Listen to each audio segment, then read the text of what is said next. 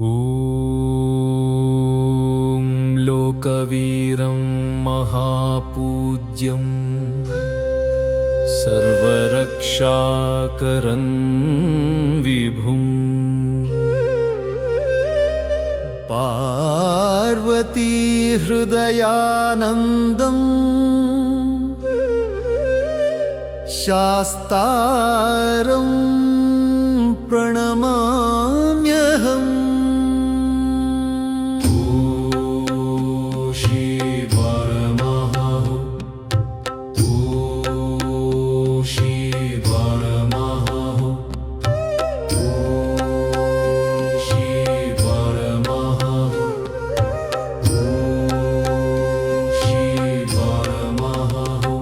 विप्रपूज्यं विश्ववन्द्यं विष्णुशम्भो प्रियं सुतं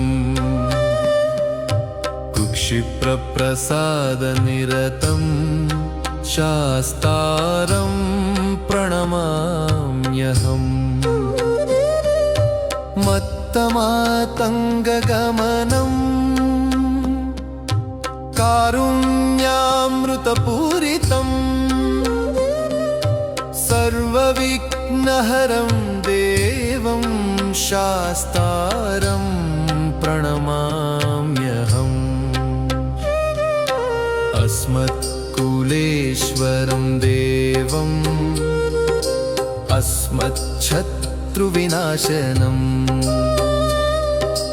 अस्मदिष्टप्रदातारं शास्तारं प्रणमाम्यहम्। पाण्ड्येशवंशतिलकं केरले केलिविग्रहम् आर्तत्राणपरं देवं शास्तारं प्रणमाम्यहम्।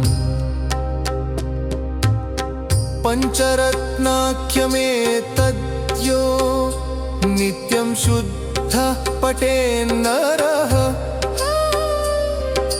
तस्य प्रसन्नो भगवान् शास्ता वसति मानसे। इति श्रीशास्ता पञ्चरत्नम्।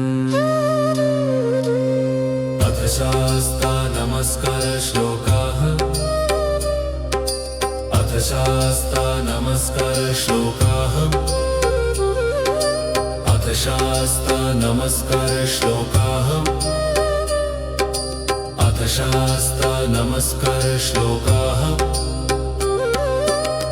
त्र्यम्बकपुराधीशं गणाधिपसमन्वितं गजारूढमहं वन्दे शास्तारं प्रणमाम्यहम्। शिववीर्यसमुद्भूतं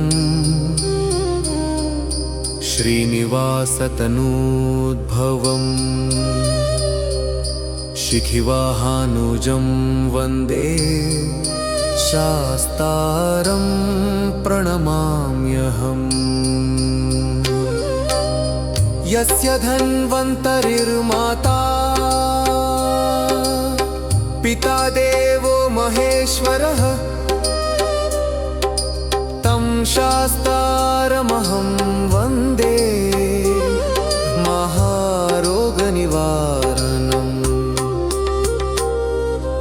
भूतानाथ सदानन्दा सर्वभूतदयापर